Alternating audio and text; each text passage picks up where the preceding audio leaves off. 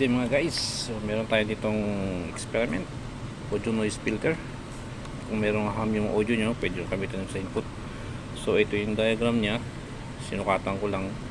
So meron siyang input na dalawang capacitor, 47 micro by 25 volts. Yan. At yung transformer nya ay pwede ng 100 ohms in to out 140. So pwede naman sigurong 100 ohms, pero may nabibili sa online, Shopee, Lazada, meron na nitong audio transformer. So pwede kayo mag DIY mga guys. Ayan, sinubukan ko na to sa amin, tapos ginawa ko na ng XLR. Nawala yung noise nya nung ginamitan ko yun. So bali ito yung diagram na trace natin sa mga gusto mag DIY ng mga audio noise filter. So ayun, gayahin nyo na lang. Ayan mga guys, input 47 microfarad, 25 volts. Ayan, tapos yung sa winding, hindi ko alam kung windings, pero sinukat ko mga 100 lang ohms, 140 sa out. Ayan, try nyo lang guys sa online yung audio transformer, may nabibili naman eh. So ayan guys, okay, hanggang sa sunod na din na video mga guys. Meron ulit tayong mga bagong upload natin. So bali ito guys yung ano natin, yung speaker sub. Yan, pag makakinggan nyo, meron siyang humming, malakas ang tunog.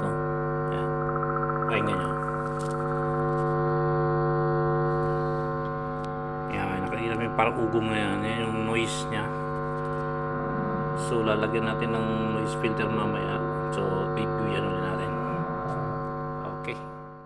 So tayo ngayon guys sa ating server. So titingnan natin yung ano, kinabitan natin ng noise filter. Ito, auxiliary. Yan, kasi nasa kabila kasi kami, so layo ng server namin. So dito ako maglagay sa input, dito yung amplifier. Yan. So pupunta kayo sa kabila, bibigyan na natin. So kinabitan natin yung ating noise filter. Yan, pupunta tayo sa kabila para mapakinggan natin ang ating speaker kanina.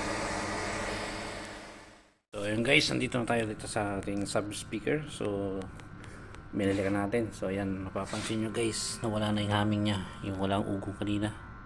Ayan, lalapit ko yung camera, naging normal na siya mga guys. So effective yung noise cancellation. So may nabibili naman na buo, Shopee, Lazada meron. Pero subukan nyo rin mag DIY. So ayun nga mga guys, epektibo yung noise cancellation. Nasa kabilang server yung main amplifier namin. So yun. Okay mga guys, hanggang sa sunod, pag may mga bago uli, pwede natin nang i-share at upload. Okay, good day mga guys.